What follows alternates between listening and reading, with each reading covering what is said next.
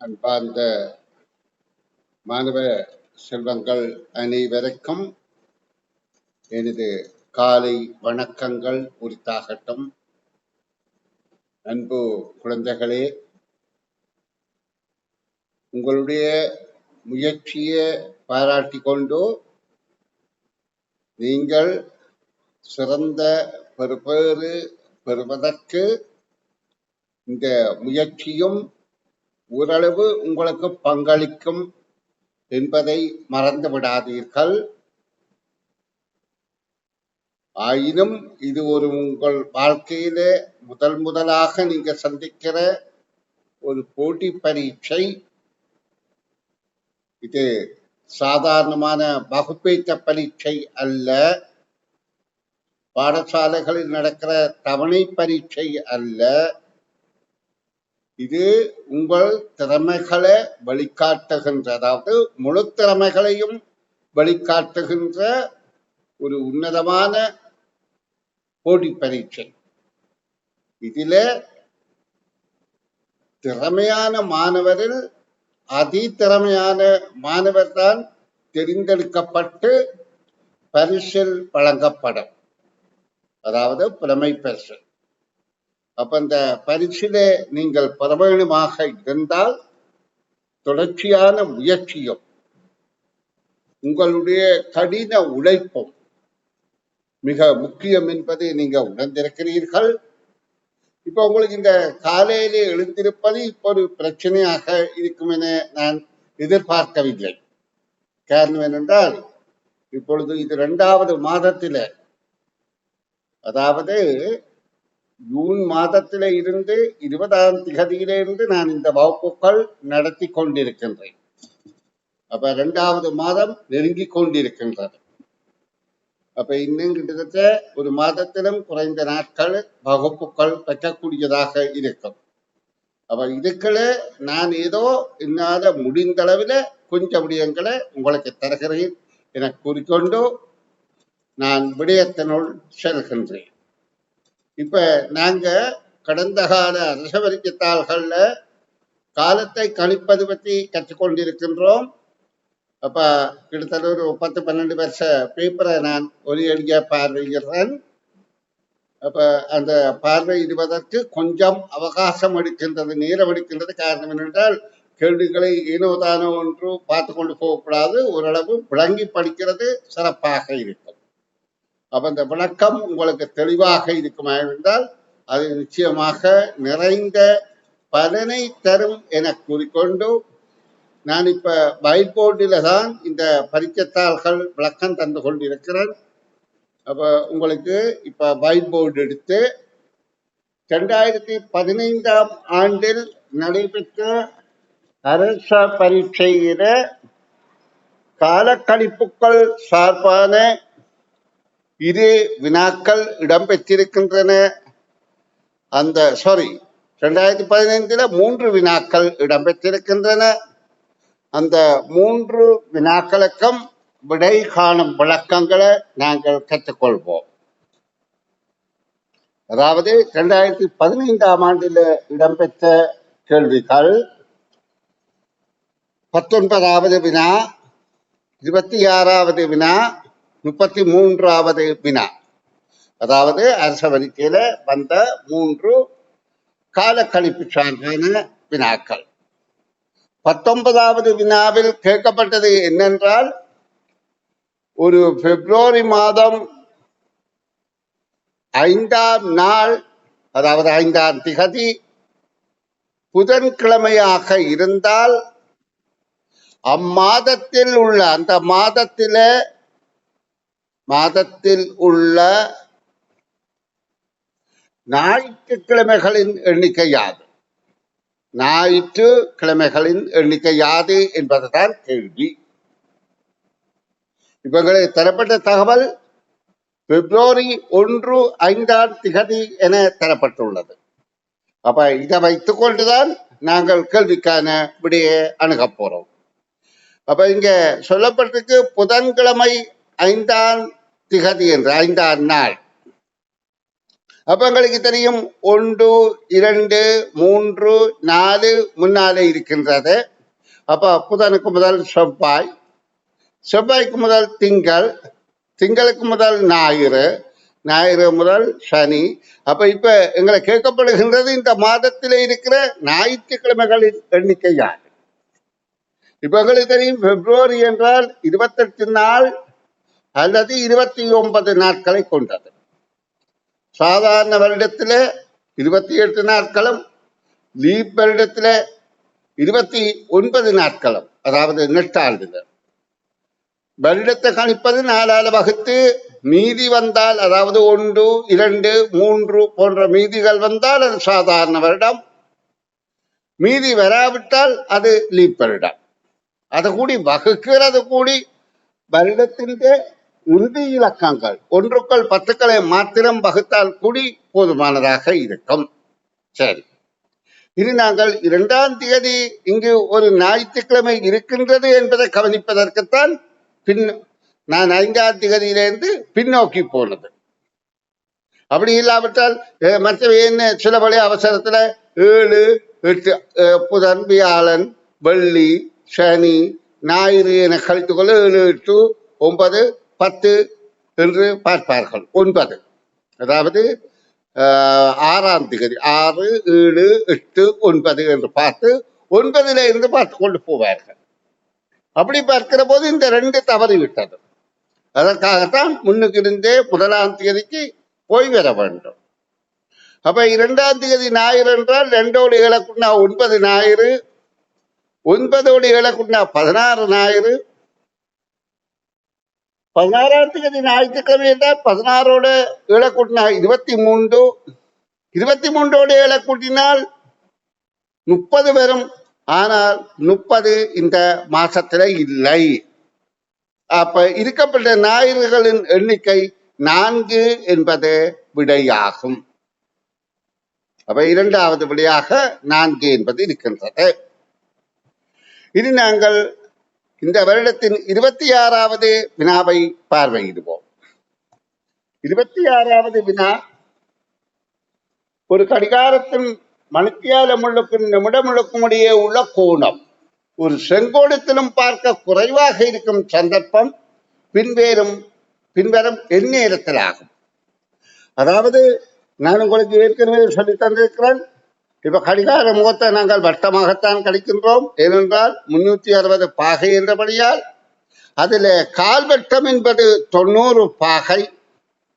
இங்கு கேட்கப்படுகின்றது மணிமுள்ளுக்கும் நிமிடமுள்ளுக்கும் இடையில, இதுக்கு 2க்கும் இடையில 90 பாகையிலும் குறைவான நேரத்தை குறிக்கின்ற விடை எது என்று.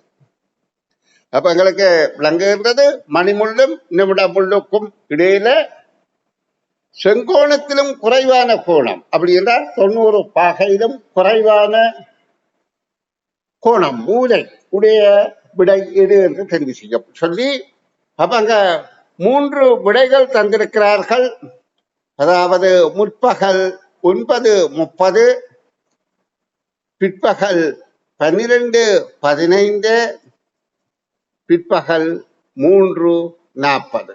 இப்ப இதுல என்ன விசேடம் என்ற பிள்ளைகள், நாங்கள் 1 நிமிட நேரத்தில் விடை அனுப்பணும். அப்ப நாங்க இத மனக்கடிப்பாக, அதாவது விரைவாக இந்த கடிகாரத்தை எங்களோட மூளையில ஏற்றி பார்க்கக்கூடியதாக இருக்கணும். அப்ப நாங்க 9:30 என்ற உடனே நாங்கள் முதல் கணிக்க வேண்டியது நிமிடமுள்ள. நிமிடமுள் 30 நோக்கி நிற்கும். ஏன்னா 30 அதான் அக்யூரேட்டா நிற்கும். இந்த மணிமுள் 9ல இல்லாத 9க்கும் 10க்கும் இடையிலே காட்டிக்கொண்டு நிற்கும். அப்ப இது 90 பாகையை விட கூடினது. நாங்க இந்த பக்க கோணத்தை தான் பார்க்கிறோம். மற்ற பக்கம் உள்ளது புறக்கோணம், அதை நாங்கள் இங்க பார்க்க, ஏதாவது 2 முள்ளுக்குள்ள குறைவான கோணமாக இருக்கிறது விரிகோணமாகத்தான் இருக்கு, 90 பாகையிலும் கூட. ஆனா இங்க என்ன கேட்கப்பட்டது, 90 பாகையிலும் குறைந்தது என்று கேட்கப்பட்டது. அப்ப இந்த விடை பொருந்தாது.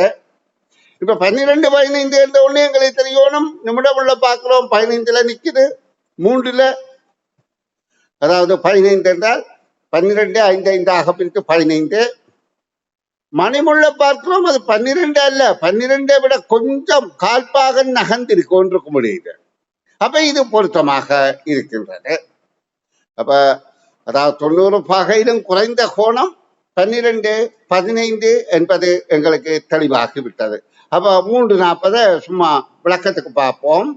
3 என்பது இங்க இருக்கும், 4 இங்க இருக்கும், 40 என்பதற்கு 8 இங்க இருக்கும், 9 இருக்கும். அப்ப நம்மட கம்பி இப்ப எங்களுக்கு 8 நோக்கி நிற்கும். மணிக்கம்பி 3ல இருந்து கிட்டத்தட்ட அரைவாசிக்கு மேல முக்காவாசி அளவுக்காவது வந்திருக்கும். அப்ப இதுக்கும் பிரிகோணமாக இருக்கின்றது. அப்ப இது அவளையும் பொருந்தாது. சரி பிள்ளைகள், 2015 அடுத்த 33வது வினாவை பார்வையிடுவோம். இத பார்க்கிறதால என்ன நன்மை என்றால், நாங்கள் எதிர்கால பரீட்சைகள்ல அதாவது எவ்வாறு வினாவப்படுகின்ற போதும் சிந்தித்து விடியளிக்கக்கூடிய ஒரு ஆற்றலை பெறுகின்றோம். சரி, அது என்ன சொல்லப்படுகின்றது? ஒரு வீட்டில் ஒரு ஊரல்ல, ஒரு வீட்டில்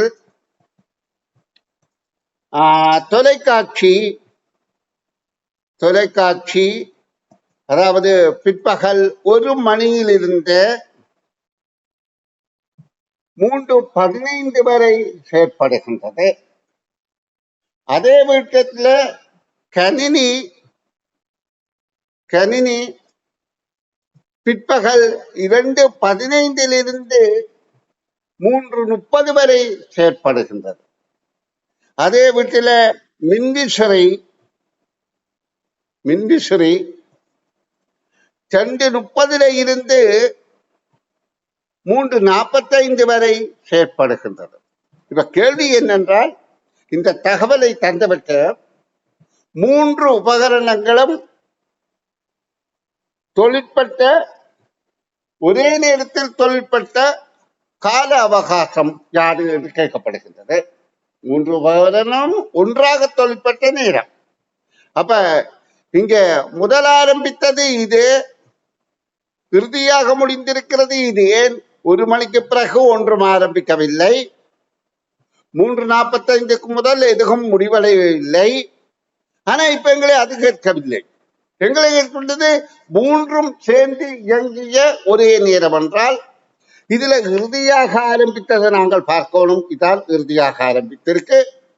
முதல்ல முடிவுற்றதை பார்க்கணும். இதுதான் முதல்ல முடிவுற்றிருக்கின்றது. அப்ப 3:15 இருந்து 2:30 கழிக்க வேண்டும். இது மணி நிமிட கழித்தல். அப்ப 15:30 போகாது. அப்ப இதுல இந்த கடன் எடுத்தால் 60 நிமிடம். அப்ப இது 75 நிமிடத்துல 30 போனால் 45 நிமிடங்கள். இப்ப இது 2022. அப்ப இங்க 0. அப்ப மீண்டும் ஒரே வேளையில தொழிற்பட்ட கால அவகாசம் 45 நிமிடங்கள் என்பது எங்களுக்கு புலனாகின்றது. நன்று மாணவ செல்வங்களே, 2015 3 வினாக்கள் பார்த்தோம். இதே போல 2016 3 வினாக்கள் வந்தது. பாருங்க, 3 வினாண்டா 7.5 புள்ளி. அப்ப மிக இந்த காலக்கணிப்பிலையும் நாங்கள் இருக்கிற அக்கறை செலுத்தணும். இதே மாதிரி ஒவ்வொரு தலைப்பில நான் உங்களுக்கு கடந்த கால வினாக்களையும் எதிர்பார்ப்பு வினாக்களையும் தந்து கொண்டிருக்கின்றேன். சரி, இப்ப 17வது வினா. இதுல 17, 29, 36 என்ற 3 வினாக்கள் 2016ஆம் ஆண்டுல வினாவப்பட்டது. 17வது வினாவில என்ன சொல்லப்படுகின்றது? ஓர் ஆரம்ப பாடசாலையில் இந்த ஓர் என்பதற்கும் ஒரு என்பதற்கும் உங்களுக்கு தெரியும்.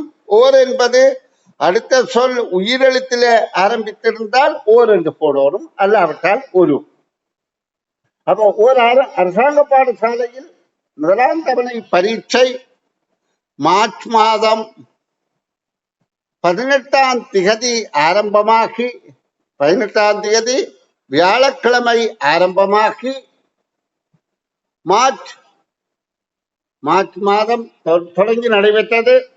மார்ச் மாதம் 23ஆம் திகதி ஒரு பொது விடுமுறை தினமாகும். தொடங்கி 6 நாட்களுக்கு நடைபெற்றது. மார்ச் 23 ஒரு பொது விடுமுறை தினமாகும். பரீட்சை முடிவுற்ற நாள் எப்ப என்று கேட்கப்படுது. அப்ப நீங்க பாருங்க, இந்த கேள்வியில எப்ப பரீட்சை முடிந்திருக்கின்றதான் கேட்கப்படுகின்றது. இதே போல முதலொரு அரசவர்த்தியில வேறொரு அரசவர்த்தியில ஒரு அனர்த்தம் காரணமாக ஒரு பாடசாலை மூடப்பட்டது என்று போட்டு திறக்கப்பட்ட நாள் கேட்கப்பட்டது. அப்ப மூடப்பட்ட நாளுக்கு அடுத்த நாள் தான் திறக்கப்பட்ட நாள். பாடசாலை 9 நாட்களாக மூடப்பட்டது என்று கேட்கப்பட்டால் விட நாங்கள் திறக்கப்பட்ட நாளை தான் 10வது நாளை தான் கழித்து சொல்லணும். ஆனா இங்க 6வது நாளை சொன்னா போதும். அப்ப இங்க மார்ச் மாதம் 18ஆம் தேதி வியாழக்கிழமை பாடசாலை நடைபெறுகின்றது. அதுல இருந்து 6 நாளைக்கு நடக்க போகின்றது. அப்ப வியாழன் 1, வெள்ளி 1, 2, சனி ஞாயிறு 2 விடுமுறை நாட்கள். அப்ப அது நடக்காது. அப்புறம் திங்கள் இப்ப 1, 2, 4 என்றால் இப்ப எங்களை திகதிகளை நாங்கள் பார்க்கணும் என்றால் இங்க 23 ஒரு விடுமுறை தினம் என்று சொல்லப்படுகின்றது, பொது விடுமுறை தினம். அப்ப இது ஆரம்பித்தது 18, அடுத்தது 19, 20, 21 நடைபெறவில்லை. அப்ப திங்கள் 22 நடைபெற்றது, 23 நடைபெறவில்லை. ஏன்? அது பொது விடுமுறை தினம், செவ்வாய்க்கிழமை. அப்ப இப்ப நடந்தது ஆக 3 நாட்கள் தான். இன்னும் புதன், வியாழன், வெள்ளி 3 நாட்களில் நடந்தால்தான் 4, 5, 6 இருக்கும். அப்ப இது திகதியை நாங்கள் பார்க்கின்ற போது இது 24, 25, 26ஆம் தேதி. இங்க என்ன கேட்கப்படுகின்றது? அது முடிவுற்ற கிழமை நாள் தான் கேட்கப்படுகின்றது. அப்ப கிழமை வெள்ளிக்கிழமை என்பது கேள்விக்கான விடையாகும். இனி அதே வருடத்துல வினாவப்பட்ட 2016 வினாவப்பட்ட அடுத்த வினா 29வது வினா. ஒரு அட்டவணை தந்துவிட்டு அந்த அட்டவணைக்குள்ள சுதேச வைத்தியசாலை ஒன்று இயங்குகின்ற நேரம், அதாவது சுதேச வைத்தியசாலை இயங்குகின்ற நேரம், அந்த தகவல் அட்டையில மேலே சொல்லப்பட்டிருக்கு. சனிக்கிழமை தவிர ஏனைய நாட்கள் அந்த வைத்தியசாலை திறக்கப்படும் என்று கீழே உள்ள அட்டவணைக்கு ஏற்ப. அப்ப அந்த சுதேச வைத்தியசாலை காலையில முற்பகல் 9 மணியில இருந்து பிற்பகல் 1 மணி வரை திறக்கப்பட்டிருக்கும். மதியம் 1ல இருந்து 2 வரை மூடிட்டு 2ல இருந்து பிற்பகல் 5 மணி வரை திறக்கப்படும். அப்ப இப்ப எங்களுக்கு தெரியும் இங்க சனிக்கிழமை இயங்கவில்லை. அப்ப மொத்தம் 6 நாட்கள் தான் இயங்குகின்றது. ஒரு நாளைக்கு எத்தனை மணித்தியாலம் இயங்குகின்றது? 9ல இருந்து 12 என்றால் நாங்க முற்பகல் 9 பிற்பகல் என்றால் முற்பகல் 9ல இருந்து 9 மணியிலிருந்து நண்பகல் 12 வரையில கணித்து பிறகு வார பிற்பகல் 1 மணியானதை கூட்டணும். அப்ப 12ல 9 போனா 3 மணித்தியாலம், இங்க 1 மணித்தியாலம். அப்ப 2ஐயும் கூட்டினா காலையில நடைபெறுகின்றது வைத்தியசாலை 4 மணித்தியாலம், மாலையில 5ல 2 போனால் 3 மணித்தியாலம். அப்ப ஒரு நாளைக்கு மொத்தம் 7 மணித்தியாலங்கள் நடைபெறுகின்றது. இவ்வாறு அது 6 நாட்களுக்கு நடைபெற்றால், அதாவது 7, 6, 42 மணித்தியாலங்கள் நடைபெறுகின்ற என்ற விடைதான் பொருத்தமானது. இனி நாங்கள் அந்த வருடத்திற்குரிய 36வது வினாவை பார்வையிடுவோம். ஒரு நாளில் சுற்றாடல் நிகழ்ச்சி திட்டம் ஒன்று 4 கடிகாரம் மூலம் நிகழ்ச்சிகள் ஆரம்பித்த நேரம் குறித்து காட்டப்படுகின்றது. இந்த கேள்வியில கொஞ்சம் கவனமாக இருங்கோ. இதுல 4 கடிகார முகங்கள் தரப்படுகின்றது. இந்த 4 கடிகார முகங்களையும் எது ஆரம்பிக்க சொல்லப்படுகின்றது என்றால் நிகழ்ச்சிகள் ஆரம்பிக்கப்பட்ட நேரம் தான் காட்டப்படுகின்றது. அப்ப இந்த கடிகாரங்கள் காட்டப்பட்ட நேரங்களை அங்க முட்களாக காட்டி இருக்கிறது. ஆயினும் நான் அதனை முட்களாகவே காட்டுறேன், பரவாயில்லை. ஆனால் இலக்கங்களை போட்டுக்கொண்டு நேரத்தை விஜயம் செய்யாமல் இதுல 8 மணி எண்ணிக்கையில நிமிடம் நாங்க இப்பவும் நிமிடமுள்ளத்தான் முதல் குறிக்கோணும். ஏன்னா நிமிடமுள் சரியாக குறிக்கும். 8 மணினா 12ல் நிற்கும், மணிமுள் 8ல் நிற்கும். அப்ப இது 8 மணி என்று சொல்ல கணிக்கப்படுகின்றது. அடுத்தது 9, 10. அப்ப நிமிடமுள் 2ல் நிற்கும், 2 என்றதுல மணிமுள் 9க்கும் கொஞ்சம் நகர்ந்து இருக்கும். 9, 10.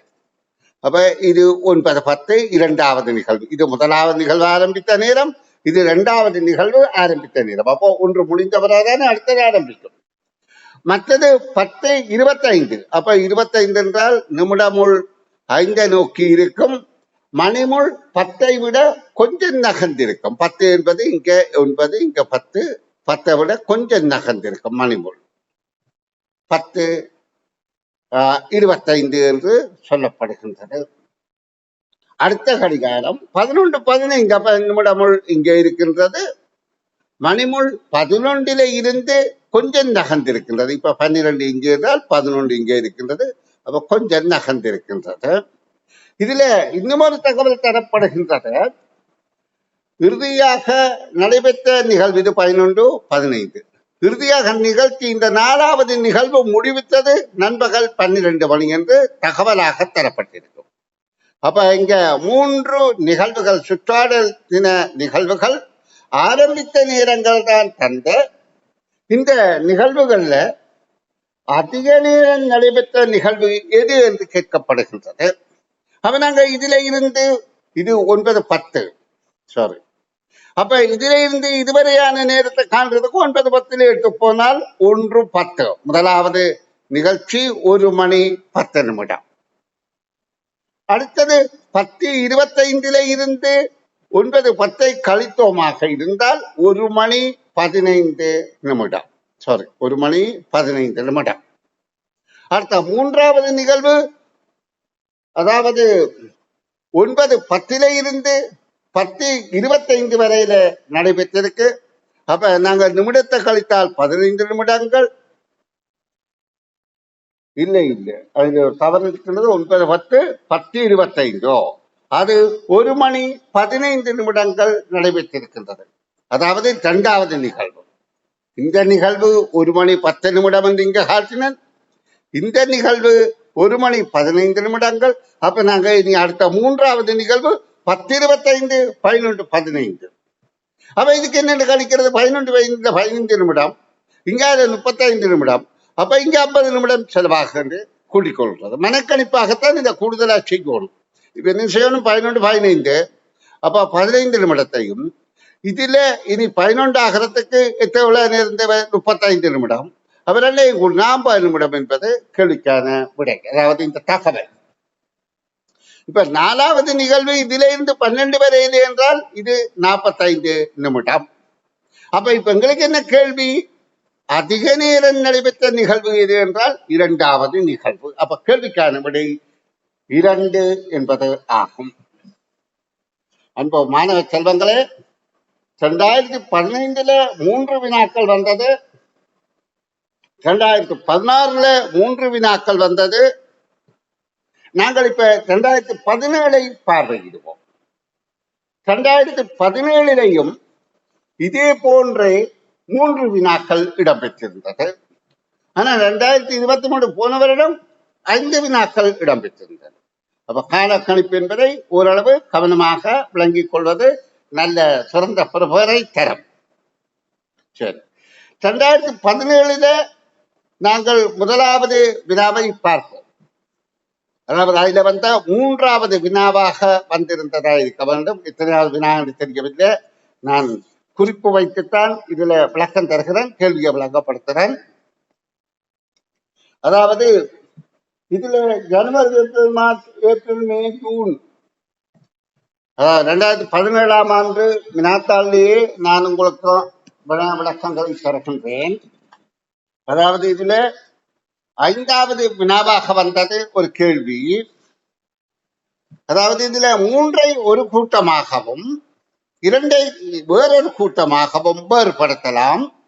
அவ்விரு கூட்டங்களையும் சேராதது எது என்று இதில் ஜனவரி, பிப்ரவரி, மார்ச், ஏப்ரல், மே, ஜூன் வரையான 6 மாதங்களை தந்துவிட்டு இதுல 3 மாதங்கள் ஒரு குறித்த ஒற்றுமை உள்ள என்றும் ஒரு கூட்டத்தில் அடங்கும் என்றும் 2 மாதங்கள் இன்னொரு கூட்டத்தில் அடங்கும் என்றும் ஒன்று வித்தியாசமானதை கண்டுபிடிக்க சொல்லி கேட்டிருந்தது.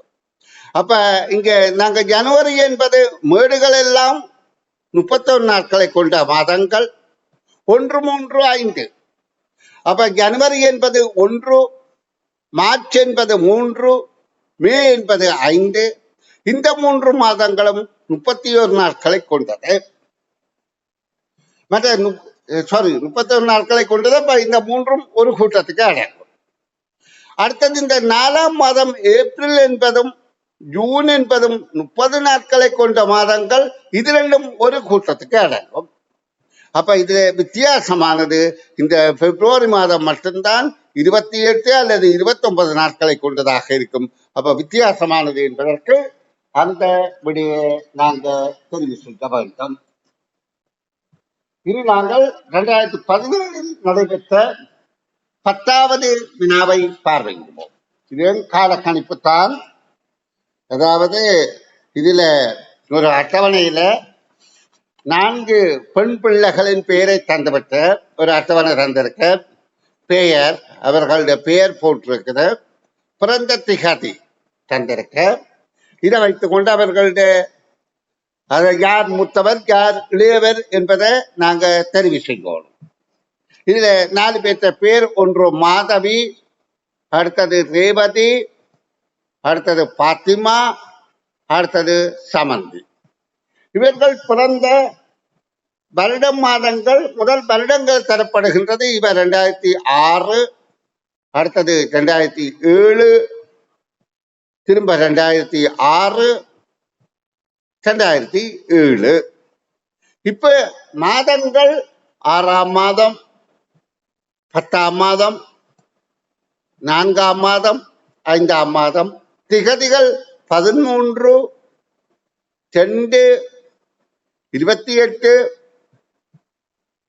20. இப்ப கேட்கப்படுவது என்ன? வயது குறைந்தவரையும் வயது கூடியவரையும் முறையே இந்த சொல்ல கவனித்துக் கொள்ளுவோம். முறையே என்று கேட்கப்பட்டால் கேட்கப்பட்ட விடையில் எந்த தகவல் முதல் கேட்கப்படுதோ அதைத்தான் முதல் கொடுக்கணும். அதுல முதல் என்ன கேட்கப்படுது? வயது குறைந்தவர் முதலாவது தகவல். அடுத்தது வயது கூடியவர் கண்டுபிடிக்க சொல்லி. அவங்களுக்கு தெரியும் வயது குறைந்தவர் என்றால் பிந்தி பிறந்தவர் சின்னவராக இருக்கணும். அவர் 2006, 2007 2 வருடங்கள்ல தகவல் தந்தபடியால் பிந்தின வருடத்துல பிறந்தவர் தான் இளையவர். அப்ப இதுல பிந்தின வருடத்துல பிறந்தது 2 பேர் 2007ஆம் ஆண்டு. ஆனா இனி நாங்கள் இது ஒரே வருடமாக இருக்கின்றபடியால் மாதங்கள்ல பிந்தின மாதத்தை பார்த்தால் இது 5ஆம் மாதம், இது 10ஆம் மாதம். இதுதான் பிந்தின மாதம். அப்ப வயது குறைந்தவர் ரேவதி என்பது எங்களுக்கு தெரிந்துவிட்டது. அப்ப முதலாவது வயது குறைந்தவர் ரேவதி. வயது கூடினவர் என்றால் முன்பு பிறந்திருக்கணும், மாதங்களையும் முன்பு பிறந்திருக்கணும். அப்ப 2006 வயது குறைந்தது, மாதங்களையும் 4ஆம் மாதம் தான் முந்தினது. அப்ப அதற்குரிய பெயர் பாத்திமா. அப்ப நாங்க இந்த ரேவதி பாத்திமா என்ற விடை இங்க 3வது விடையாக இருக்கின்றது. ஆனா இங்க கவனிங்கோ, இதுல முதலாவதாக தரப்பட்டுள்ள தெரிவு விடையில இதே தான் பாத்திமா ரேவதி என்ற விடையும் இருக்கின்றது.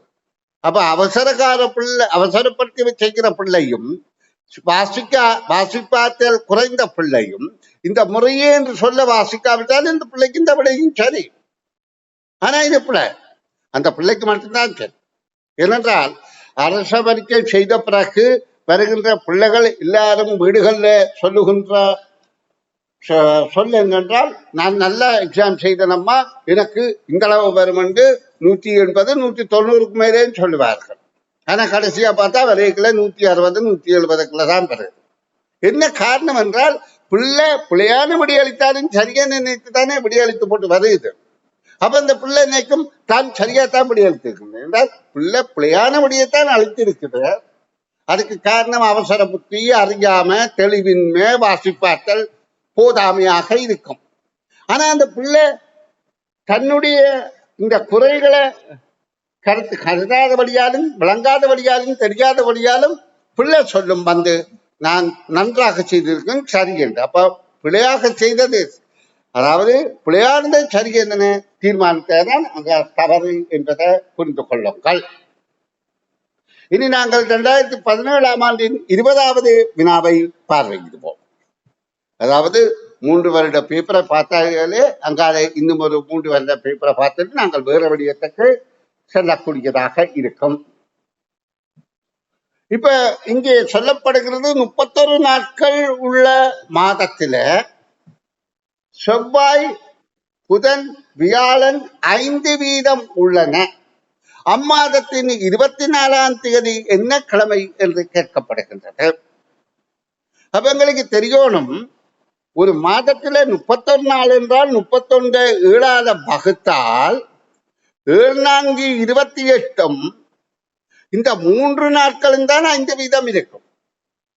அப்ப அந்த செவ்வாய் புதன் வியாழன் 3 நாளும் 5 வீதம் என்றால் நாங்கள் இப்ப ஒரு கலண்டர் உருவாக்கி பார்ப்போம். நாங்கள் செவ்வாயிலே ஆரம்பிக்கிறதா பார்ப்போம். செவ்வாய் புதன் வியாழன் வெள்ளி சனி ஞாயிறு திங்கள். இதுல இந்த 3 தினங்களும் 5 வீதம் இருக்கின்றால் மற்ற 4 தினங்களும் அந்த மாதத்துல 4 வீதம் தான் இருக்கும். அப்ப இதுல 3 தினங்கள், இது முதல்ல ஆரம்பித்தது இது என்றபடியால் எங்களுக்கு இது 1ஆம் தேதி, இது 2ஆம் தேதி, இது 3ஆம் தேதி. ஏன் இங்க 5 வரணும் என்றால் 1 8 15 22 29 இருக்க வேண்டும். ஏன் 31 நாள் என்று சொல்லி இருக்குது. அப்ப இது 30, இது 31. அப்ப இந்த 3 தினங்களும் 5 வீதம் இருக்கின்றபடியால் இங்க கேட்கப்பட்டது என்ன, அம்மாதத்தின் 24ஆம் தேதி என்ன கிழமை நாள் என்று. அப்ப 24 என்றால் இதுக்கு பிறகு 23 24 எங்களுக்கு கேள்விக்கான விடை வியாழக்கிழமை என்பது இலகுவாக புரிந்து கொண்டிருக்கின்றது. இனி நாங்கள் அந்த, அதாவது இது 20வது வினா, 2017 மொத்தம் 3 வினாக்களும் பார்த்து விட்டோம். இனி 2018ஆம் ஆண்டில நடைபெற்ற வினாக்களை பார்வையிடுவதற்கு நேரம் போதாது. அப்ப நாங்கள் அடுத்த